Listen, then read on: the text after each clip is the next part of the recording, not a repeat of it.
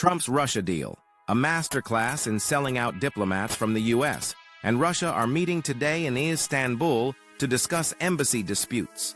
Because obviously the biggest issue in U.S.-Russia relations right now is whether Russian diplomats are comfortable enough in Washington. Sure, the war in Ukraine is still raging, but let's focus on visa paperwork. This follows Trump's brilliant decision to reverse U.S. policy, moving from isolating Russia to running straight into Putin's arms.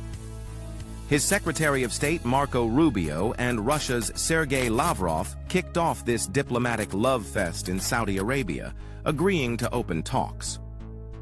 And while the State Department insists Ukraine isn't on the agenda, the real concern is what Trump is cooking up behind the scenes. After all, when has he ever resisted making a deal that benefits himself and screws over someone else? Rubio claims these meetings are just to see if Russia is serious about ending the war. Right. Because Putin, a man who's been waging this war for 3 years, just needed a little encouragement from Trump to suddenly reconsider. But don't worry, Trump reassures us that he won't get suckered into a bad deal. That's right, folks.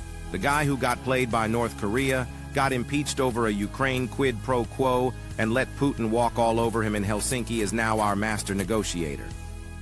Feel safe yet? Meanwhile, Lavrov swears this is just about making life easier for diplomats.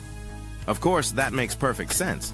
Russia definitely cares deeply about bureaucratic inconveniences while they're busy bombing Ukrainian cities. The reality, Putin smells an opportunity. Trump is desperate to play deal-maker, and Putin knows he can get concessions without giving up anything in return. Oh, and in a totally unrelated move, wink-wink, Ukrainian President Volodymyr Zelensky is visiting Washington the day after these talks to sign a deal on rare earth minerals, one that hands Ukraine's mineral revenue to a joint U.S.-controlled fund. Because nothing says strong support like shaking down an ally for resources while brokering a separate deal with their enemy. Trump's track record makes it pretty clear. Ukraine and NATO are about to get thrown under the bus. If you don't want to see him sell out our allies, call the Senate switchboard and demand your senators stand against his reckless diplomacy. If they don't, vote them out. Trump's